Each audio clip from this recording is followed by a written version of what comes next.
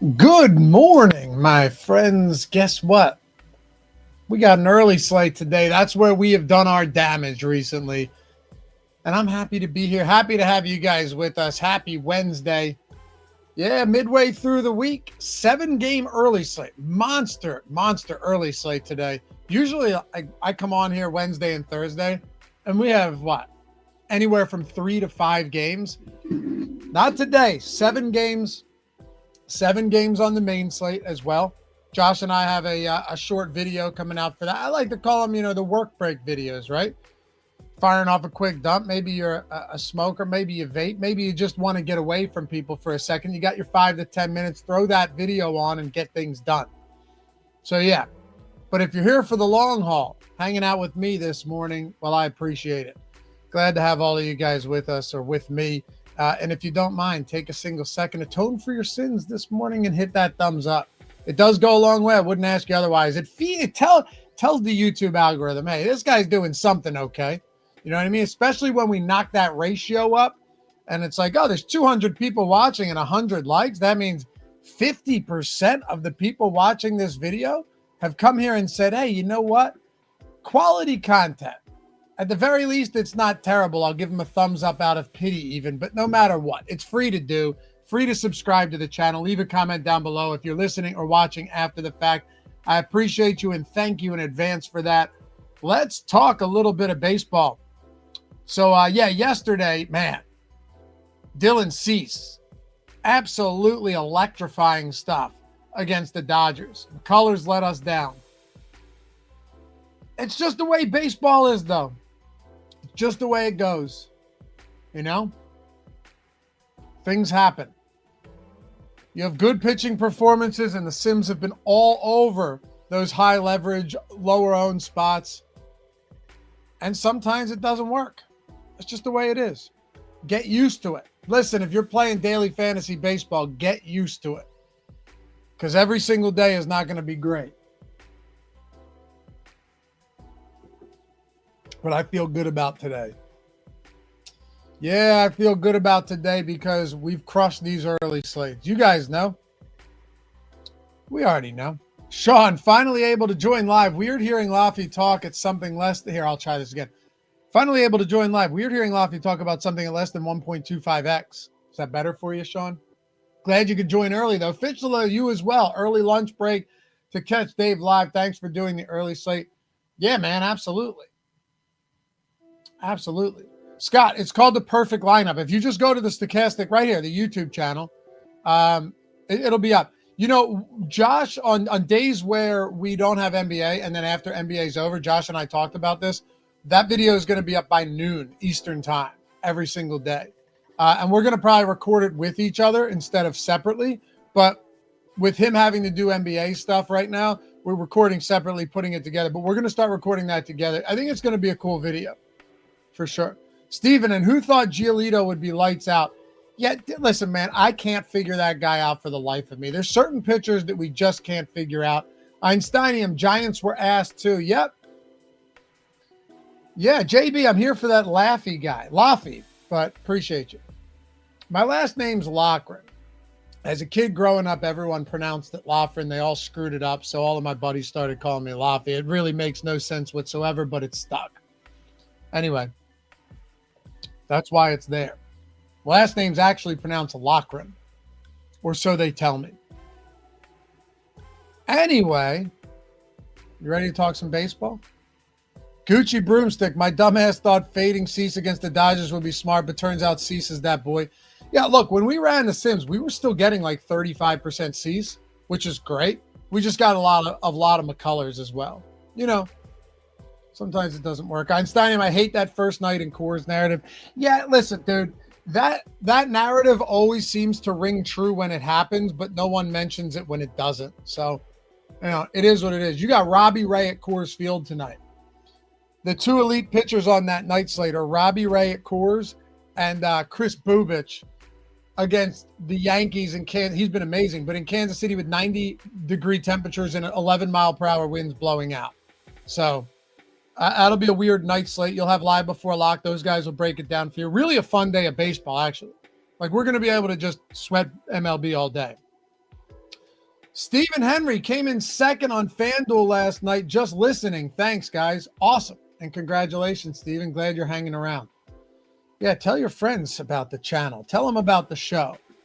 Say there's a fella named Laffy that there was no strategy show, and he said, you know what? I'm going to go out on my own, do it solo for the people. That is actually true, by the way. Yeah, I'm just generous. Let's talk baseball. Let's get into this early slate. 7 games, lot to get into. Later on, I'll tell you how you can get these sims at a fraction of the cost, which if you haven't done so yet, highly suggest you take advantage of it. I'll give you 2 different ways. I think you'll be happy with either of them. So on this slate, there's a couple things we got to talk about. One, this Jesus Luzardo and Ben Brown matchup, right? You've got the Cubs at Citizens Bank Park against the Philadelphia Phillies. Ben Brown's got good strikeout stuff. I still believe he's underpriced, right? You also got Bryce Harper on the IL. On the other hand, you've got a guy in Jesus Luzardo who has allowed, 20 runs over his last 2 starts. It's been disastrous for him. So I actually spent a little bit of time this morning digging into his stuff. And I actually started reading some articles, digging up whatever I could. His velocity across the board looks good. His spin rate looks good. There's actually nothing that popped out on Jesus Luzardo that would suggest that he is injured. So that was the first thing. I'm like, okay, that's good, right? Because if you've been as bad as he has recently, there's really only two possibilities. The third possibility is just insanely bad luck and you ran terribly, but that's unlikely when you're giving up that amount of hard contact, that amount of runs, that amount of base runners. Either you're hurt and you're about to make, an inevitable trip to the IL, or you're tipping pitches. And as I started reading more and more, I kept finding articles suggesting that Luzardo was tipping pitches and that over these last 2 starts, the pitching coaches and all of that identified something within what he's doing. Now, they don't know if he was like, I don't know if it's coming from the batter, from the runners on base, from the first or third base coach, whatever it may be, but they believe he's tipping pitches. This is both encouraging, and this is just my opinion, but this is both encouraging and concerning if we're considering rostering Luzardo tonight, who has, or today, the 3rd highest top 2 pitcher probability and is getting owned at the 4th highest clip. The reason it's encouraging is because if he was in fact tipping his pitches, we know that Luzardo is actually a really good pitcher, right? Like, this is a good pitcher. And we saw him through his first, 9 or 10 starts dominate the league. No matter who he faced, Luzardo is excellent. Actually, matter of fact, one of the preeminent pitchers in baseball. He had top 5 Cy Young odds. He was up there with Zach Wheeler at one point. That's how good Luzardo was through the first couple months of the season. The concerning part is that if you're tipping pitches and now but now you need to fix it, and it's been only 6 days since you figured this out, how does that alter your mechanics? How does that look, we know pitching's an incredibly cerebral sport. Like, pitchers are in their heads, which is fine, but like you have to be dialed in and your mechanics have to be perfect. And you have to have, everything has to be fluid. Right? And everything has to be like, the repetition has to be perfect. If now you're coming out less than a week later with the idea that you've been tipping your pitches, which is good, now you've identified the problem, how long does it take to correct that and fix that tell? And does fixing that tell change the way you're pitching for the worse, right? Now you're not tipping your pitches, but you're also maybe your mechanics and everything are different than they were before. Look, I'm no pitching coach, but this is just common sense, right? And he actually mentioned something similar to that as well.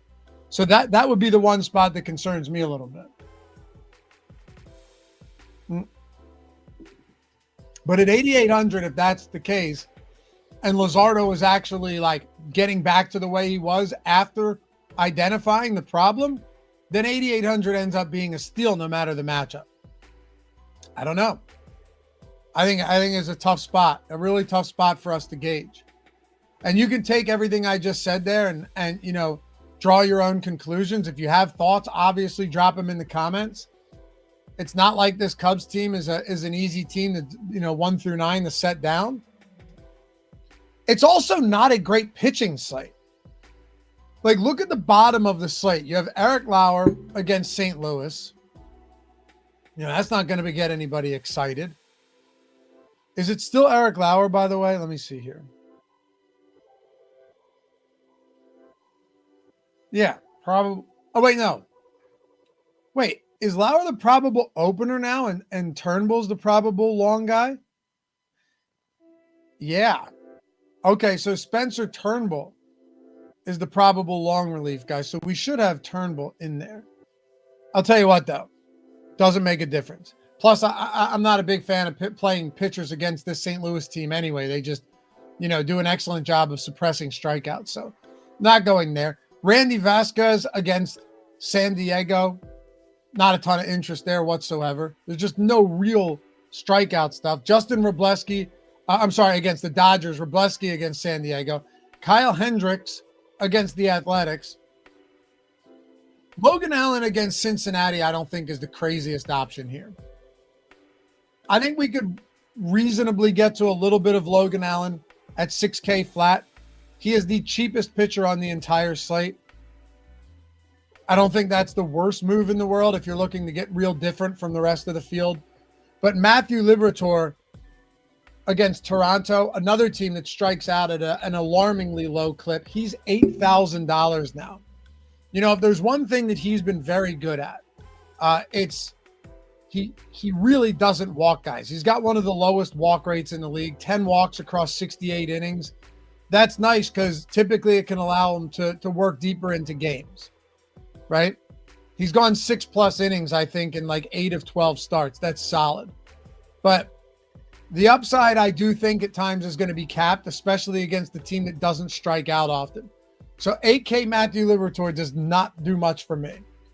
JP Sears, 7,500 against the Athletics or against the Angels.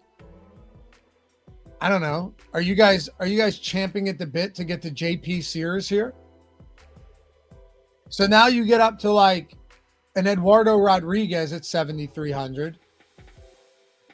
Rodriguez came into the season with a few really strong starts. Strikeout stuff. I mean, he had a 12K and a 9K game in 2 of his first 4 starts.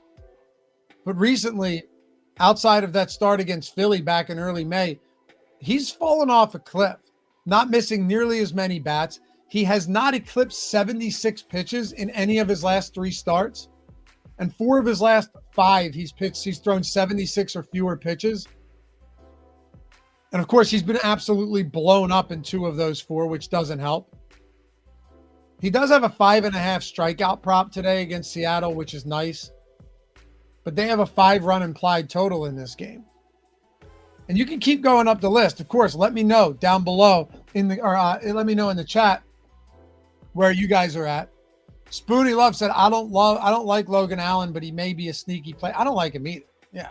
I mean, I don't think anybody likes Logan Allen. Right? Nobody likes him. But he's dirt cheap. Brockness, bonus points for using champing instead of chomping. People think it's on him on a... You know why I do that? Well, champing actually is the original, right? The original way of saying it. In modern times, everyone says chomping at the bit, which is also correct. I say it just to piss people off. Whenever I would do that, they'd be like, hey, moron, it's chomping at the bit. So now I just say it the old-timey way, and then I tell them to look it up. It's just being a pretentious dick is what it is. But yeah, chomping at the bit's obviously like now the proper way of saying it, but why do things change? Anyway, Chad Patrick against Atlanta, Brian Wu against Arizona, another team that strikes out at a low clip. Whoever mentioned at the top of the show that pitching isn't great on this slate, you really weren't lying. So it leads us to a guy like Ben Brown. You know, you're dealing with a price point at 7,700 where he's actually one of the cheapest pitchers on this slate, on a 7-game slate, right? Well, I should say middle of the pack. Yeah, he's middle of the pack. But given his skill set, I don't think Ben Brown should really be anywhere. And I understand people are going to be like, yeah, but look at his numbers. You know, he's got a 5.37 ERA and this and that.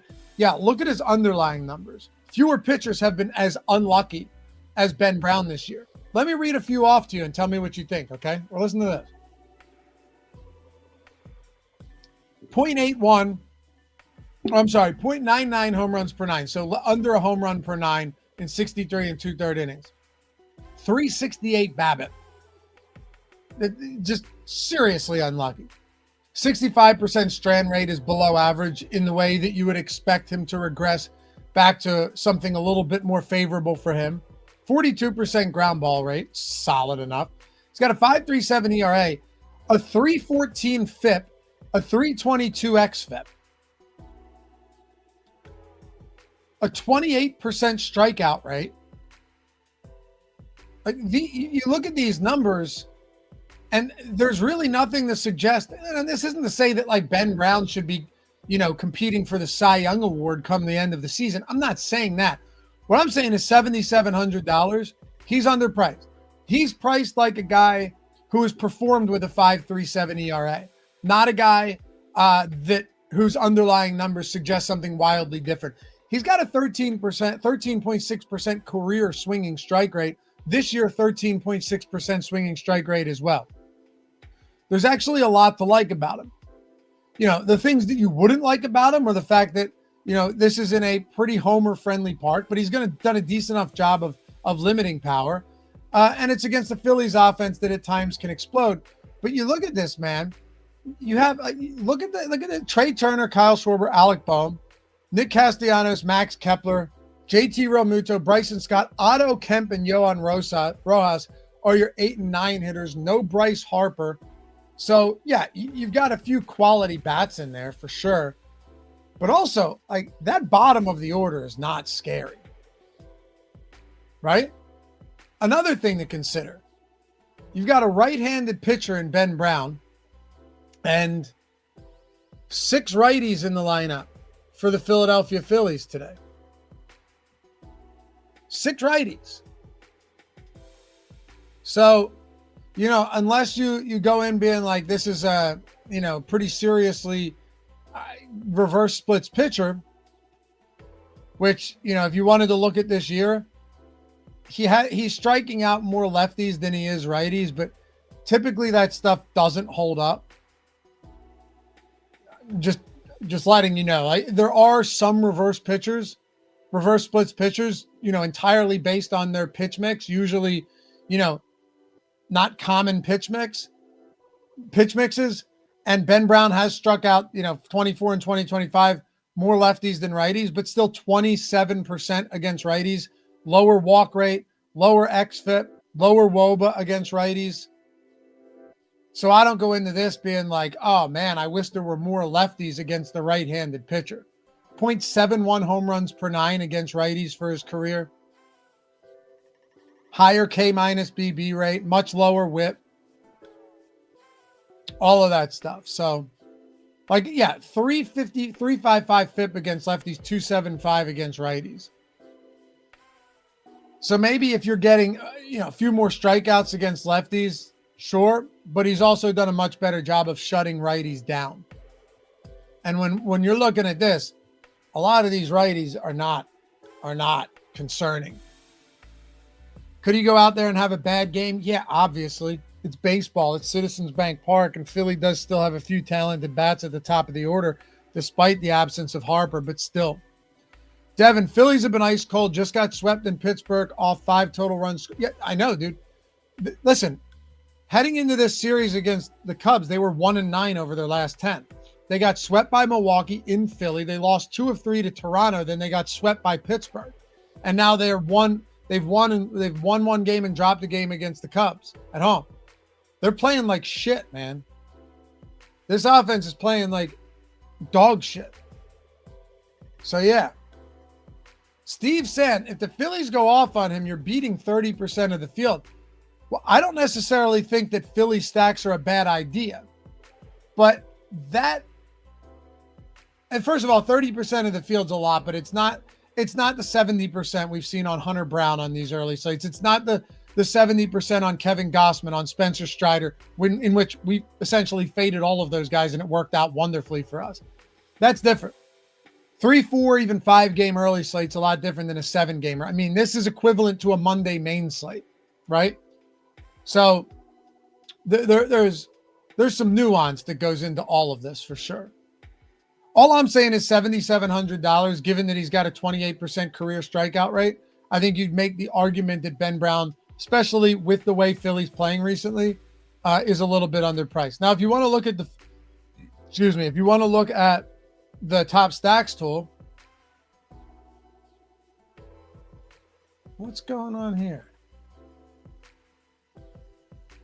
Why is it only showing me 6 teams? Hold on. May have to update this.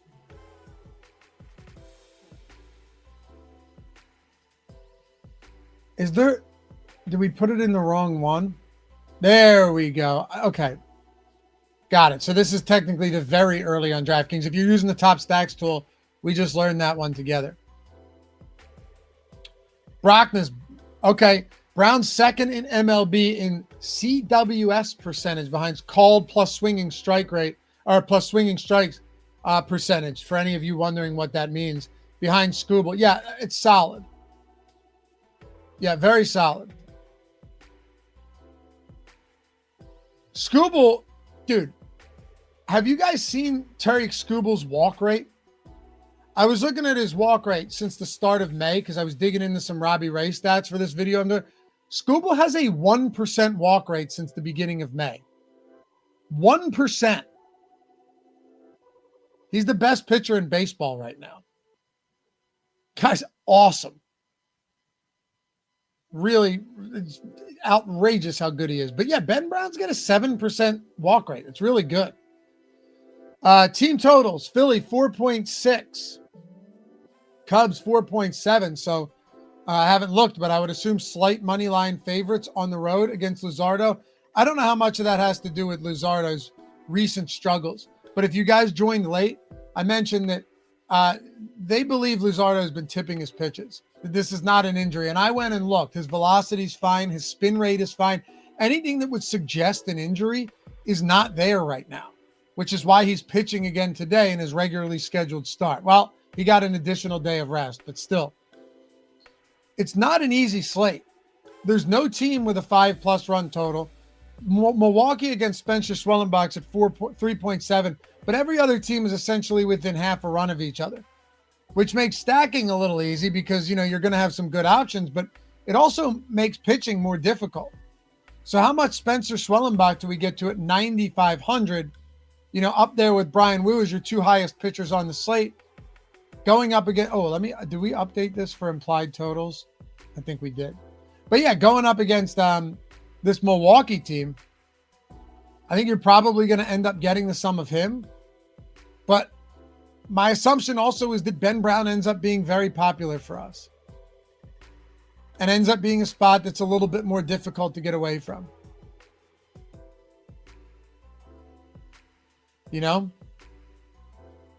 So if you're looking at top 2 pitcher probability in the top pitchers tool, Schwellenbach, Nick Lodolo against Cleveland, and Luzardo and Ben Brown, all 20+%. Rodriguez is up there too. I don't love that spot though. Total did come down a little bit on the Diamondbacks since I refreshed this. And Rodriguez is cheap. He's got, decent strikeout stuff. But as far as ownership goes, this is going to gross a lot of people out.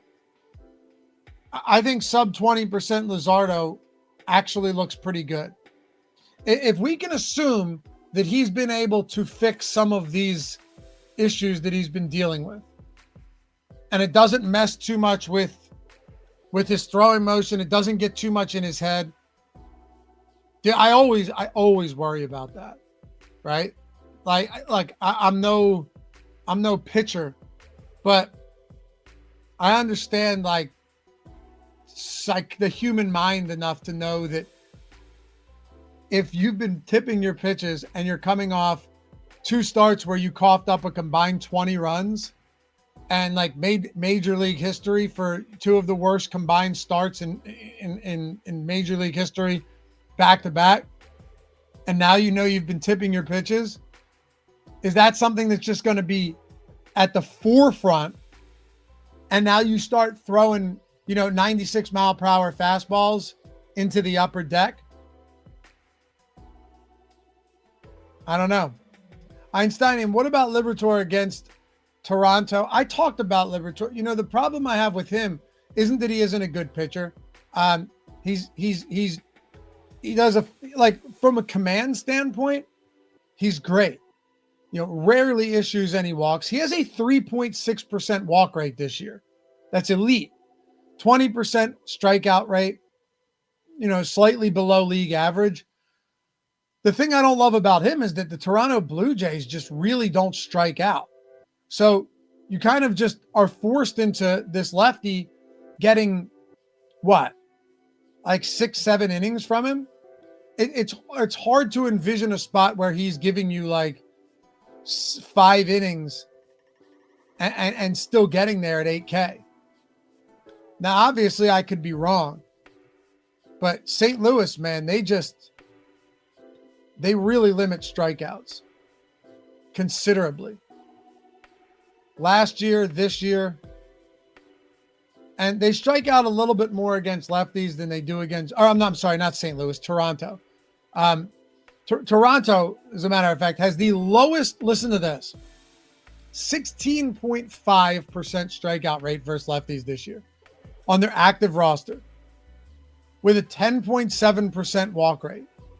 They are dead last in strikeout rate against lefties, and they are third best in walk rate. They've actually hit lefties well. Much better than I thought. They're second in WRC plus. Wow. Well, I guess when you're putting the second in WOBA as well, I guess when you're putting the ball in play as much as they do, yeah, I really don't love this spot for Matthew Liberatore. Do as you please, but it's not a spot I'm particularly excited about at all. I don't love Brian Wu here either against Arizona. Let's take a look at our exposures, see what we're getting here. And yeah, appreciate you guys hanging out on a little early slate. We love these early slates. They've been really good to us this year. Really good to us. Like I know a lot of you guys in chat have been around for all these early slates we've done since I started this show. I don't know, was it a couple months ago now? But it's been spots that we've really been able to capitalize on with some of these smaller slates. And you already know it, man. Ugly 8 game. Joined SimsCore yesterday morning and immediately started working on lineups while watching Laffy do the show. Now I'm in the Hall of Fame. 20K. Only my second day using the Sims for D takes down the Minimax. Our boy Tyler, we back. The commish, 50K. Where's the one from, here it is. Lithuma, I did it again. Binked the 555 for 50K. This is 3 50K wins for him in 3 weeks. Look at the end of that. Those short slates are the best. He's talking about the early slates.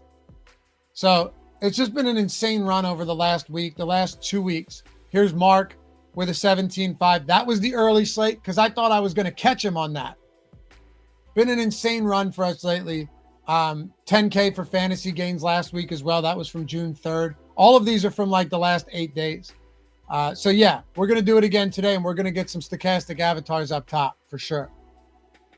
And for what it's worth, if you guys want to jump in on this, I've told you, you want to get a big discount on the month of Sims or on the week. I just added that week. For those of you that were going to do the month, you're like, I can't, it's too much. It's not that much, but understandably, it's too much. For some people, if you want to get the week, DM me, Laffy_D. My handle's right there under my name. On Instagram, on preferably on Twitter, but if you must do Instagram, you can find me there as well. Say, yo, I watched the show. I want to use these tools. I want to try the Sims. MLB's a grind. I want to have the edge where I can get it, and I would like a discount. You don't have to say all that. Say, hey, Laffy, can I get the code? Absolutely. So just hit me up. I respond to all of them. Super simple to get in. So yeah, and if you wanted to get in an even easier way, so do whichever way you want. However, and we'll get to stacks here and pitchers in a second. But if you go to the link in the description where it says sign up with any of our sportsbook partners, get the Sims for free, literally click that and follow these 4 steps, and you can get as many months of any sport as you want for free. simply by clicking claim offer on any of these, making a minimum deposit, which is usually $5 or $10, and placing a bet or a lineup if it's in a pick'em site in non-legal betting states for some of you guys. That's it. Then just take screenshots of your first bet and then of your welcome email and send them over to us at support@stokastic.com. Let's say you did it with 3 different books or 3 pick'em sites. You know what happens? You send those screenshots over and say, can I get a month of MLB sims? Can I get a month of PGA sims and a month of MMA sims? You got it. So yeah, so many different ways to get in on these tools, take advantage of them and start building better lineups. And you simply don't have to pay full price out of the gate. Mark, who I told you about, did it on chalkboard, $10 and turned it into $17,500 a week later. You can't beat that, man. So here's our pitching exposure. Anyway, DM me or use that link, jump in on the tools. So pitching exposures, there you go. Ben Brown, 54%. Jesus Luzardo, 32%. Nick Lodolo, 29%. Should we rerun these real quick now that we had updated projections? I think I want to do it. I am going to rerun these for you guys. I want to give you guys the best. I want to give you guys the most accurate information that we have here.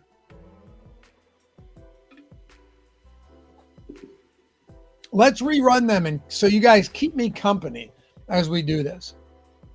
And yeah, as always, check out Emacs' free top pitchers and top stacks article. It's great, and more importantly, it's free. So yeah, we'll run this again. My guess is things will change. Curious to see what happens with I'm very curious to see what happens with this Luzardo exposure.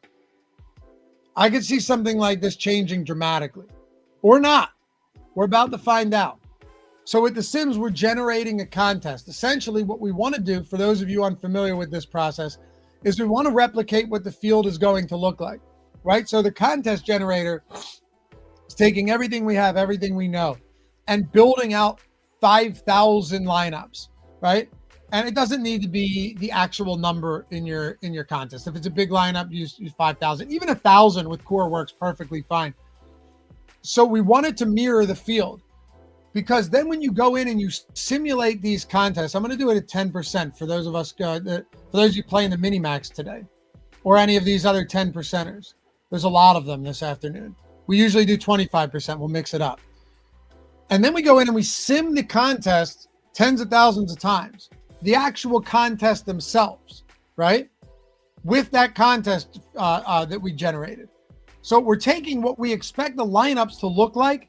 And now when we simulate it, we can see throughout these tens of thousands of sims, which lineups perform the best, which ones, when they hit, were winning us the most money. And that's where the simulated ROI comes from. So this isn't just some blind process. For you guys getting into this, now you understand how it works. Pros have been using these tools for a long time before we ever released them. Matter of fact, they were very unhappy with us when we did, because it can clearly diminish an edge for a lot of people who had this stuff all to themselves and build it out by themselves. So that's what we're doing here with this. Go collect. Logan Allen seems too cheap at 6K flat for this slate. I mean, look, I don't know if Logan Allen can ever get too cheap, but I do agree that he looks perfectly fine on this slate. He's the cheapest pitcher on the slate against Cincy. I get it. I mentioned it earlier. All right, I favored 150. Let's go to our pitcher exposures. Do we have any Logan Allen? 3%. Luzardo, okay. Eduardo Rodriguez came up. I think that's because we saw the Seattle total come down as well. So here are the guys we're getting the most of. Rodriguez, Ben Brown, Schwellenbach at 40%. So a lot of him today, even at 9,500, and 30% Luzardo. I don't know how much I want to change here, to be completely honest with you. You know, I think you could change some things. If you wanted to get maybe more of a guy like Nick Lodolo, I wouldn't be entirely opposed to that. Solid pitcher, good strikeout stuff. I don't love the matchup. It is better than pitching at Great American, though. You're going to be at Progressive Field today. I think that helps for sure. You know, and behind Hunter Green, he's the best pitcher in this rotation. But I don't think you need to get super overweight here. Chad Patrick, 9%. JP Sears, very little of him. Allen, little of Brian Wu. I'm not surprised by that against Arizona at $9,800. Hendricks, Robleski, and then look, I hadn't looked at our exposures, but I'm not surprised again to see Matthew Liberatore is essentially our lowest owned pitcher, not including any guys we're not getting to at all, like Randy Vasquez or Eric Lauer. So that's what we've got right now. Anything stand out to you guys? Rye guy, Laffy has never heard of Abbott. I like Andrew Abbott. I have no problem with him. I guess you're right. He's probably the second best in the rotation. You're probably right. He's having a great season. You know what? I'll give you that, fella. I'll give you that. We'll see at the end of the year, but for now, I will cede that to you, Ryan.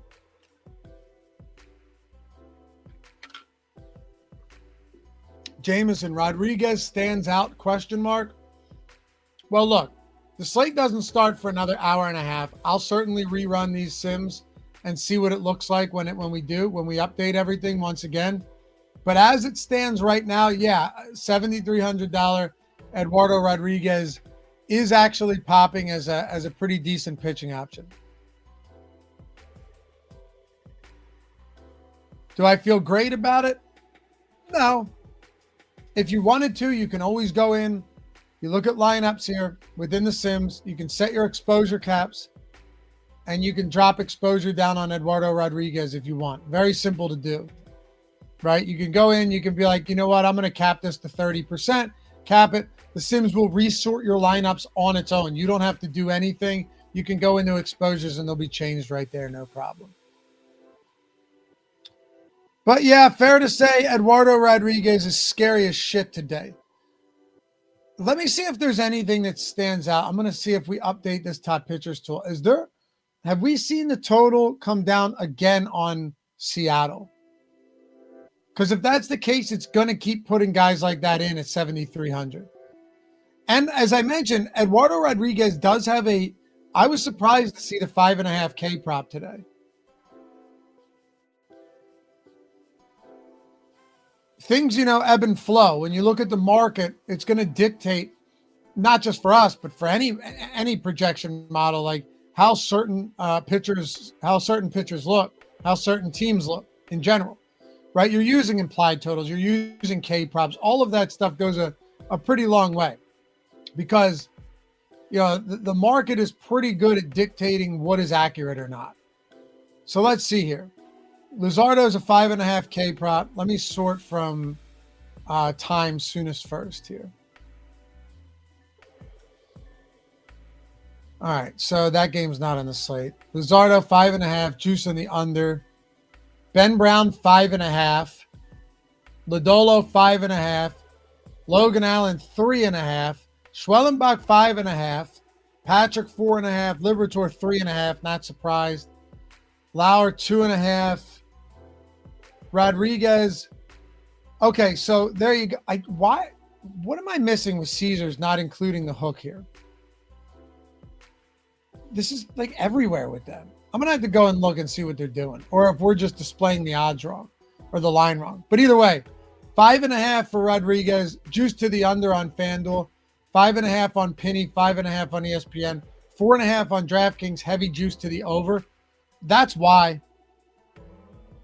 Honestly, that's why. It's because you're getting 5.5K prop on Eduardo Rodriguez at $7,300. 15.5 outs prop. So he's, you're projecting him to go around 5 innings because this is juice to the under. So 5 innings, 5 Ks. I don't know. 7,300, I guess, looks all right. I'm not in love with it, though. I'm not going to lie to you. I may tamp that down a little bit. I probably will, and I don't usually do that. The issue I have, too, is that he's been incapable of working deep into games recently. Luzardo, 16.5. So Ben Brown's 15.5 as well. 16.5 in some spots. So you project him a little higher than Rodriguez. But, yeah. I mean, total earned runs on Rodriguez, it's got to be 2.5. It's got to be 2.5 with a little juice on the under, right? I can't imagine. 2.5, yeah, with juice to the under here on Penny at -176. So that's what we've got. That's as far as I can take you with that, but it does make sense. Demetrius, are you using uniques? I will. Yeah, I'll use uniques for sure. I also think using uniques can be helpful if you're playing like 20 lineups with the Sims, because you can, unless you're perfectly fine just jamming heavy exposure to specific players. I don't think that's the wrong way to do it. It's just a lot more volatile. But using kind of manipulating this uniques feature right here. Like if we wanted to do 5 uniques here, let me refavorite these. We can see what our exposure looks like, how different it is. Still a lot of Rodriguez, but he comes down. Less Schwellenbach. I don't love that. Let's take a look at our stacks. Let me get rid of these uniques though, because I don't think you should be running. I don't think you need to run 5 uniques on this slate. Maybe a couple, but 5 uniques seems pretty dramatic for a slate that isn't as big as many others. So, all right. Cleveland against Ludolo. Cleveland against the lefty. We're getting a lot of them. Getting a lot of Cincy against Logan Allen. We're getting a lot of the Angels against JP Sears and a good amount of Seattle. See, even 9%, if you include our 4 and 5 man exposures, you're looking at like 17, 18% Seattle against Rodriguez. So we're still getting to Seattle on the other side of this game. With 150 lineups, I think that makes perfect sense. Whoever mentioned Philly earlier against Ben Brown, not that much, only 5% Philly. How much of this has to do with the value here? Yeah, bottom 3 in value, whereas you've got Cincy, Cleveland, top 2, respectively, in value score over with the top stacks tool. Right? Where's LA in value score?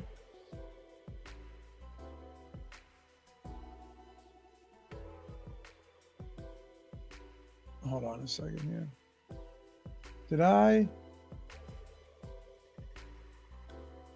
Do we not have LA in this one? Yeah, I don't know what's going on with the top stack tool. I'll update one more time. BD, I like an Angels mini stack. I have no problems with that. Yeah, no problems with that. I don't have any issues with Angel stacks at all against JP Sears, really. I mean, look, the guy's had to pitch in a shitty park this year. But he has given up so much power. Have you seen, look, check this out. Let me show you something real quick. I mean, we should definitely be looking to get to some Angels. Look at this. So the Angels, or sorry, JP Sears on the season is allowing 2 home runs per 9. Brutal. 17% K rate. He doesn't walk a lot of guys. He just gives up home runs instead. Who needs to walk a player, right? When you could just let him leave the park. It's crazy because his barrel rate isn't even that hard, but he's got a 43% hard hit rate. Essentially no soft contact. And he's missing bats, 7.8% swinging strike rate, sub 25% called plus swinging strike rate. Like, here's another fun one for you guys. See how much this has changed since the last time I looked at it. Wait, the Angels are the team, right, that we talked about the other day that have had like no plate appearances against lefties, right? Am I right there? Yeah, look, only 32 plate appearances against lefties this year, but they hit them for power, and they do have power in these bats. They're not a particularly good team, but they definitely hit for power. Definitely. So I can get on board with that for sure. And we are. Look, we have 11, 12, 13. So we have 15% Angel stacks. About 20% Cincy against Logan Allen. And Cleveland against Lodolo, believe it or not, is the spot that we are getting the most of. How much of this has to do with two things? We know they're already a good value score team right now, but what about ownership? Not getting a ton of ownership against Lodolo. And if you look at the team total, you know, they're top 5. I mentioned to you guys, the only team that isn't within this range, like 4.3 to 4.9, is Milwaukee.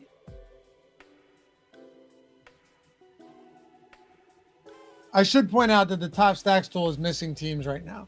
So you actually have the Angels at 5.6 and the Dodgers at 5.8. So that's definitely significant. But point stands, there's a lot of teams that are just floating in that range. We're not getting a ton of Dodgers, but actually, that's not true. I love this. I think you guys will like this too. So we're not getting a lot of 5-man Dodgers. Generally, that happens when they're as expensive as they are. But we are getting 9% 3-mans, which is the second most exposed 3-man stack. 3% 4-mans, 3% 5-mans. So all in all, you're talking 15% Dodgers as well. Check this out. Let's do this. If we go in the lineups, if you go to exposure caps, here's a neat little thing you can do just to see your overall exposure to a stack. Click on stack exposure up here. 41% Cleveland, 20% Cincy, 19% Seattle. Yeah, there you go. Still over 15% Dodgers, 15% LA. Those are the teams right now. We are not getting to Toronto, Atlanta, St. Louis, Chicago, Athletics, Milwaukee, Philly, really, San Diego, all of those guys at teams at 5 or less.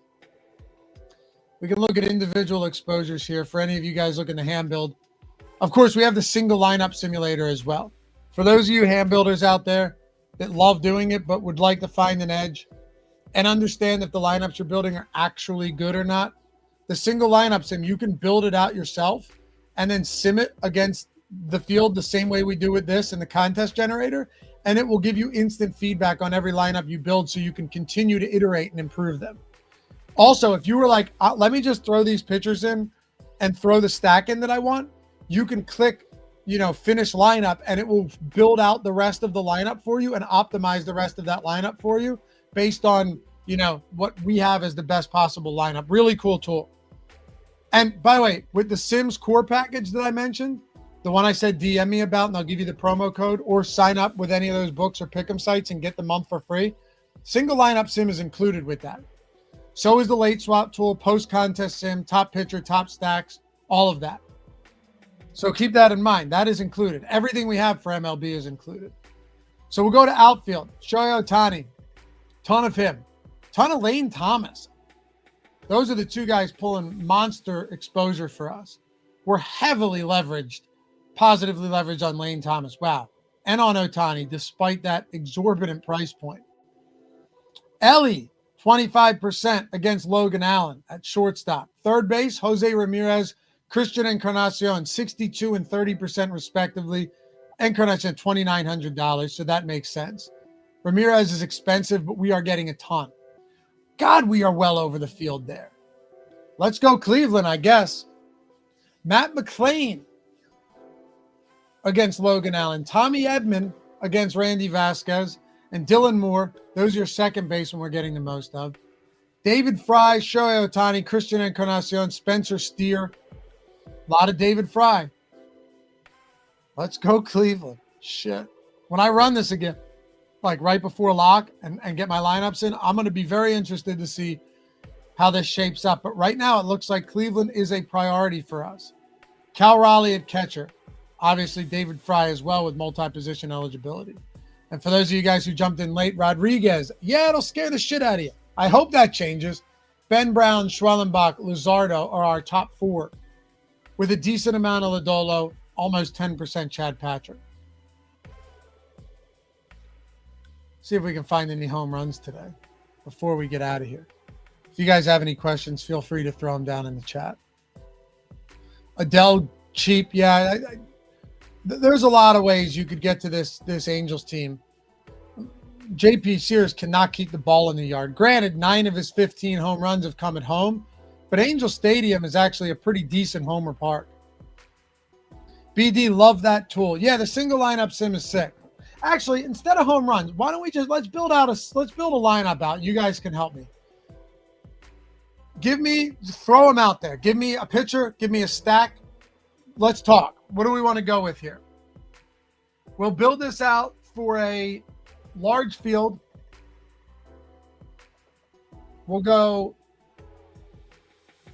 Let's go large field 25% to first. I'm going to throw Ben Brown in out of the gate. I think $7,700 in this spot is too good to pass up.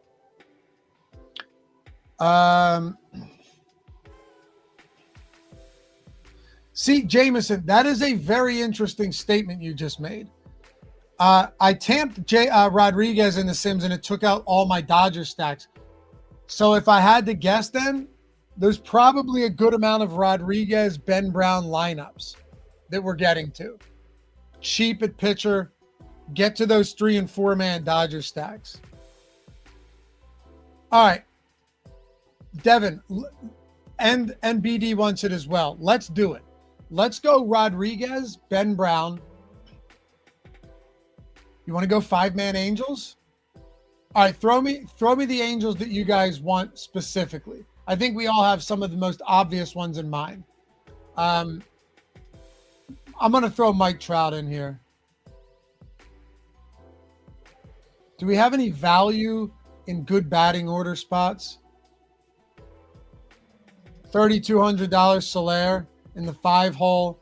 Taylor Ward cleanup at $4,300.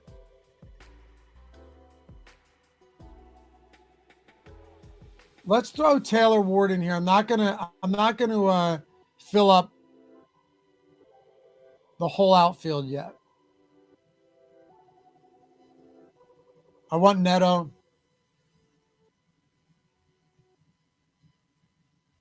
$4,200 Logan O'Hoppe. We can go there.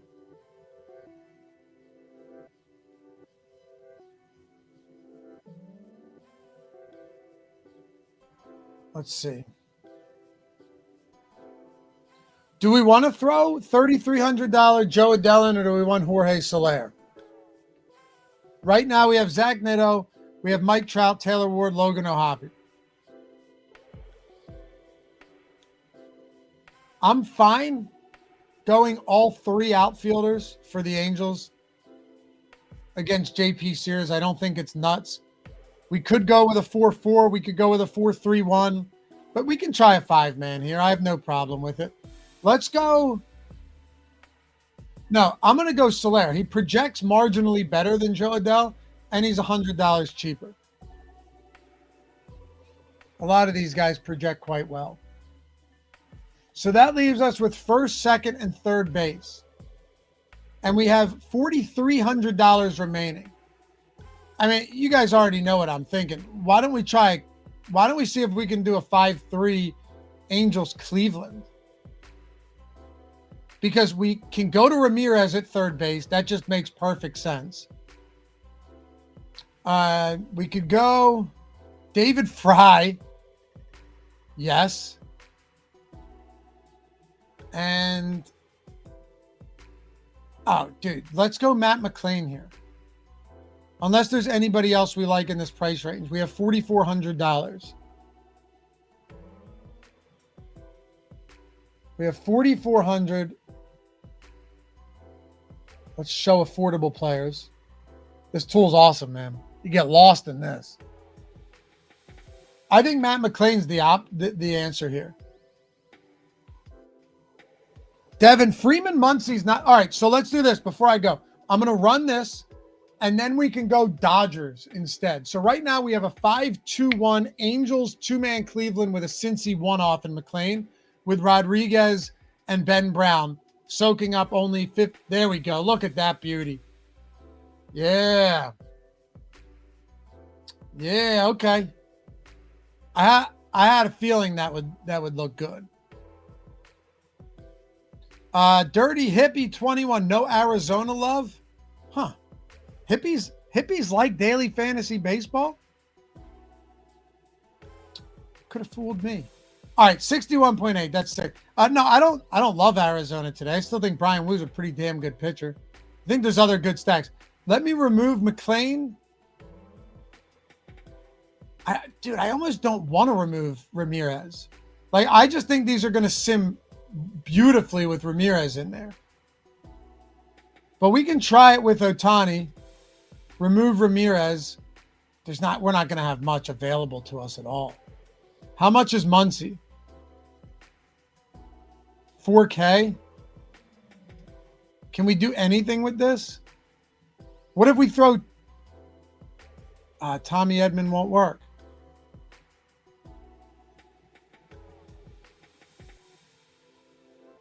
It's not going to work.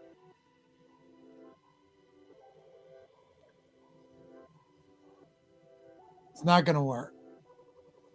I mean, yeah, you could get rid of Ohtani, but I don't think that's the move. I really don't think that's the move. Is there anyone at second base that we could get in here that's that's available?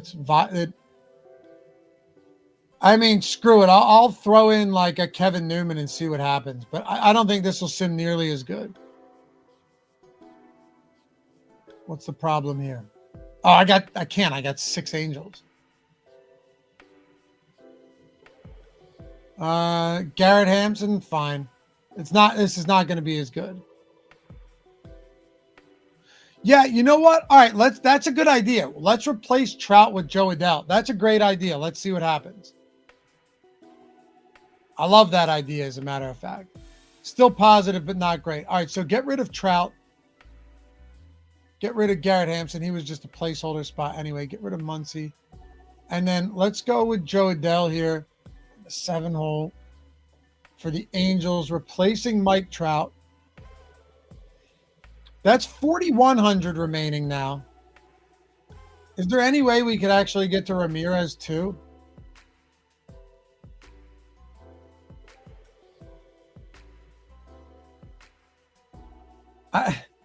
I'm tempted to play Jose Iglesias here.